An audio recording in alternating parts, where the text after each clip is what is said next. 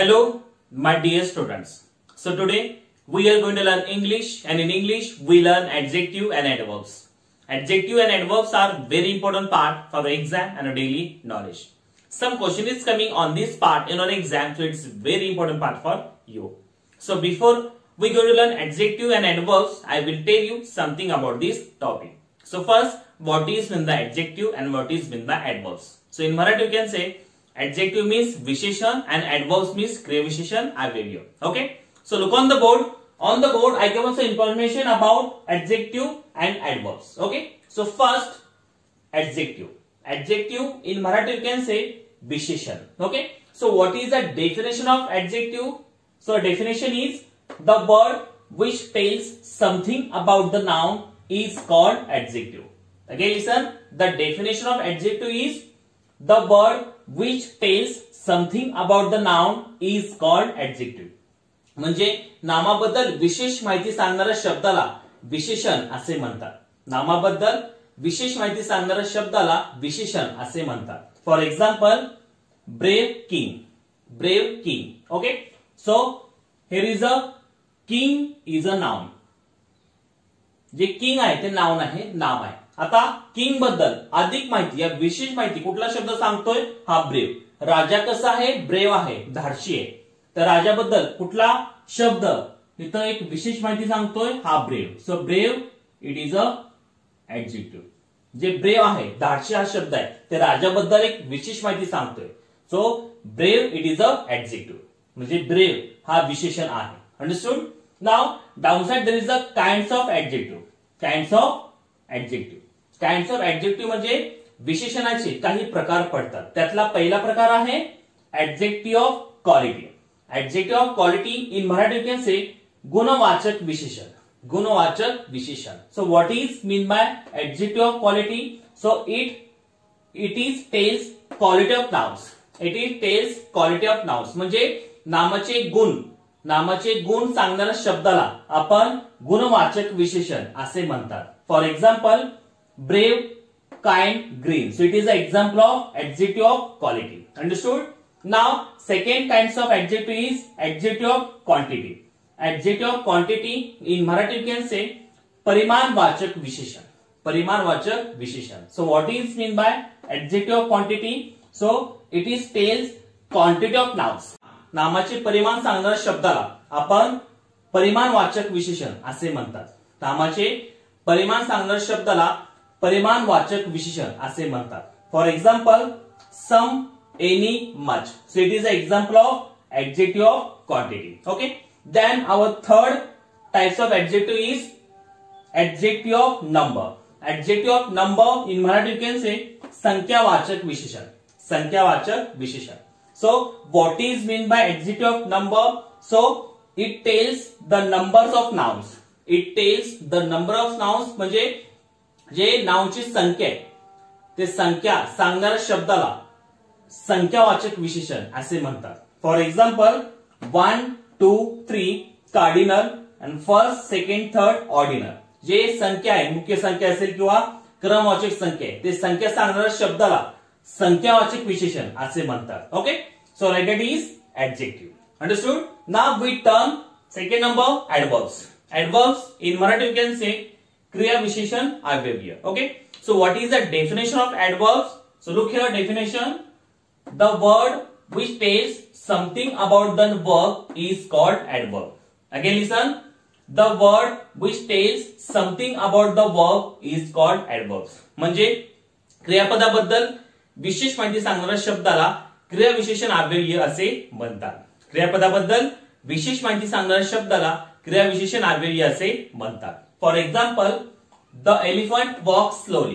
The elephant walks slowly. So here is a walk is a verb. Walk हा शब्द क्रियापद आहे. आता क्रियापदाबद्दल विशेष माहिती कुठला शब्द सांगतो इथं? तर हा स्लोली. हत्ती कसा चालत आहे? स्लोली चालतोय. आता वॉक हे चालणं हे क्रियापद आहे. आता वर्ब बद्दल एक विशेष माहिती कुठला सांगतो इथं शब्द? तर हा slowly. So slowly is a adverb. Slowly हा शब्द ऍडवर्ब आहे, क्रियाविशेषण अव्यय आहे. कारण हा स्लोली शब्द या क्रियापदाबद्दल एक विशेष माहिती सांगतोय. So it is a adverb. Understood. Down side there is a kinds of adverb. म्हणजे क्रियाविशेषण अव्ययाचे काही प्रकार पडतात. त्यातला पहिला प्रकार आहे adverbs of time. Adverbs of time in Marathi you can say कालवाचक क्रियाविशेषण. कालवाचक क्रियाविशेषण. So what is mean by adverbs of time? So the word shows the action of time. The word shows the action of time. म्हणजे क्रियेची वेळ दर्शवणाऱ्या शब्दाला, या क्रियेची वेळ सूचित करणाऱ्या शब्दाला आपण कालवाचक क्रियाविशेषण असे म्हणतात. For example yesterday, today.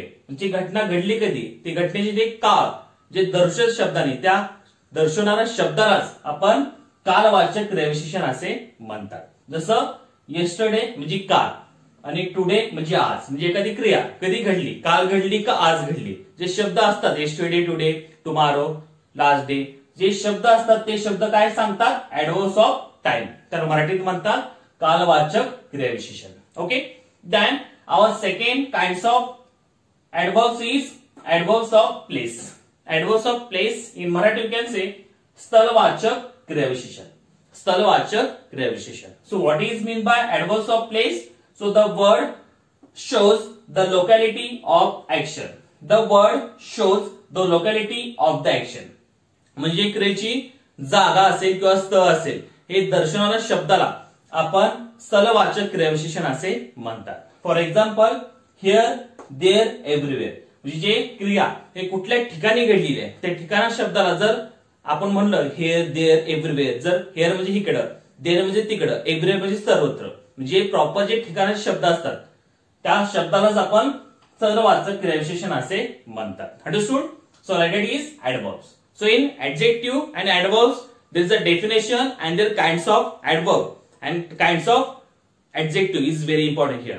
If you learn all these things proper, their definition, their kinds of, their example, so you can solve all the question based on adjective and adverbs is very easily. So everyone learn all the adjective adverbs with their definition and their kinds. Okay. So here are some question of adjective and adverbs in our exam. The question is coming like that on adjective and adverbs. Every question of 4 options. One option is correct and each question have 2 marks. So look on the board. Here are some question of adjective and adverbs. In every time I told you, when you solve any questions, you read at least 2 times. If you read 2 times questions, you recognize the meaning of the question and easily solve that question. So same here, we read all the question 1 time and second time we try to solve it. So everyone look on the board and listen carefully. The number 1 question is, identify the adjective from the following sentence. Sentence is, he is an old man. Second number, choose the correct adjective for the picture. This picture. The third number, choose the correct option to complete the sentence. Sentence is, the lion roared ... Then fourth number, choose the correct adverb for the word angry. Then fifth number, which is the following pairs is incorrect. Then sixth number, find the odd one out. Okay, so like that question on adjective and adverbs. Now we're going to solve this. So number 1 question is, identify the adjective from the following sentence. खालील वाक्याचं आपल्याला adjective म्हणजे विशेषण आपल्याला identify करायचंय, शोधायचंय. So sentence is, he is an old man. He is an old man. So which is the adjective for this sentence from the option? So option number 1, an. Second number, man. Third number, old. And fourth number, he. So which is the adjective from this sentence? या वाक्यामध्ये adjective म्हणजे विशेषण कुठलं आहे? So first you know the what is in the adjective. Adjective म्हणजे काय होतं की the word telling something about noun is called adjective. म्हणजे नामाबद्दल जे शब्द विशेष माहिती सांगतो त्याला आपण विशेषण असे म्हणतो. So which is a noun here. आता या वाक्यामध्ये नाउन म्हणजे नाम कुठे आहे? Look here. So there is a man is a noun. Man is noun. जे मॅन आहे शब्द ते नाउन आहे म्हणजे नाम आहे. आता या मॅन बद्दल कुठला शब्द आहे की अधिक माहिती सांगतोय. आता बघा, he is an old man म्हणजे तो एक वयस्कर व्यक्ती आहे. सो कुठला वर्ड व्यक्तीबद्दल एक विशेष माहिती सांगतोय? ओल्ड. म्हणजे तो व्यक्ती, तो माणूस हा वयस्कर आहे. So there is a old telling something about this noun. So it is adjective. Okay. या शब्दाबद्दल, मॅन बद्दल अधिक शब्द, या अधिक माहिती कुठला शब्द सांगतोय? तर हा old. So it is a adjective. एखाद्या नामाबद्दल जेव्हा विशेष माहिती सांगणारा शब्द असतो त्यालाच आपण विशेषण असे म्हणतो. So old it is adjective in this sentence. So will that option old? One number no, second no, third number is there. So option number 3 old is an adjective in this sentence. So option number 3 is correct. Now second number question, choose the correct adjective for the picture. या picture मधला आपल्याला adjective आपल्याला identify करायचंय, शोधायचंय option मधला. So option number 1 round, second number square, third number cone and fourth number triangle. So which is this picture? आता या picture मध्ये कुठलं ऑब्जेक्ट आहे? बघा आता हे ऑब्जेक्ट कुठलं दिसतंय तुम्हाला? राउंड म्हणजे गोल आहे का? स्क्वेअर चौकोन आहे का? कोन का शंकू आहे? या ट्रायंगल का त्रिकोण आहे? तर हा पिक्चर, हा ऑब्जेक्ट कशाचा आहे? Okay. So this picture shows cone. Okay. म्हणजे हा शंकूचा चित्र आहे, पिक्चर आहे. Okay. So is that option cone? So option number 3 cone is correct here. So this picture is cone. Okay. So it is an adjective. Then third number, choose the correct option to complete the sentence. खालील वाक्य आपल्याला पूर्ण करायचंय option मधला एक alternate घेऊन. So sentence is the lion roared dot dot. The lion roared dot dot. आता सिंहाची गर्जना कशी असते? So option number 1 loudly, second number sweetly, third number slowly and fourth number softly. Okay.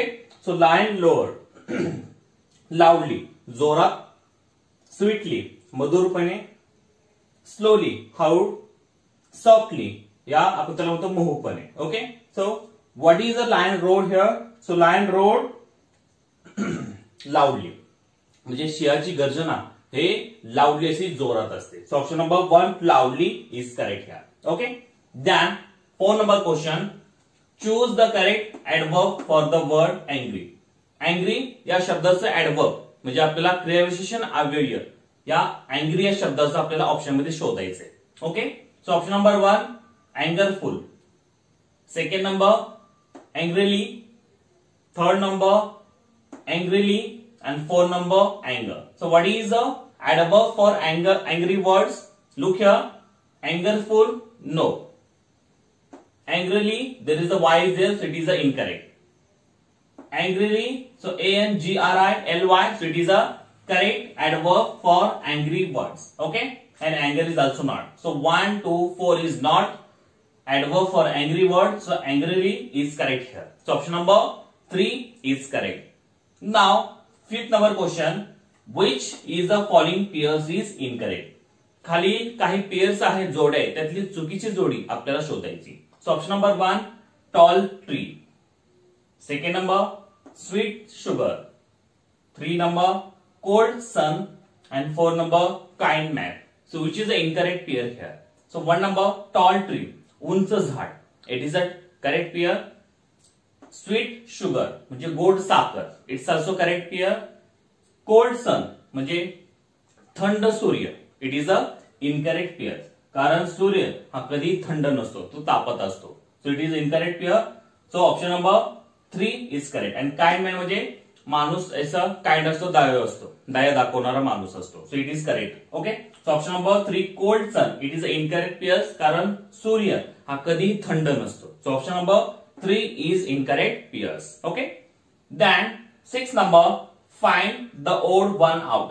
खाली ऑप्शन मधला कुठलासा option ओड आहे ते आपल्याला चूज करायचं. So option number 1 here, option number 2 there, 3 number near and 4 number beautiful. So which is the odd here?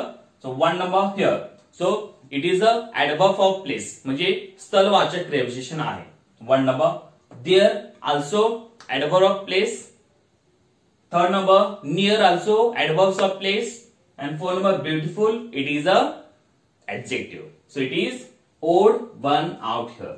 कारण 1, 2, 3 हे example आहे adverbs of place चं, म्हणजे क्रियाविशेषण जे स्थलवाचक असतं ते 1, 2, 3 ह्यांचं एक्झाम्पल आहे आणि 4 नंबर हे ऍडजेक्टिव्ह आहे. Okay, so it is odd one out here. Okay, so let that question we solve it. So our adverb and adjective topic is complete. So in adverb and adjective you learn the definition, the example, the kinds of both adjective and adverbs. If you learn like that, you can solve all the question based on adjective and adverb topics very easily. Okay, thank you very much.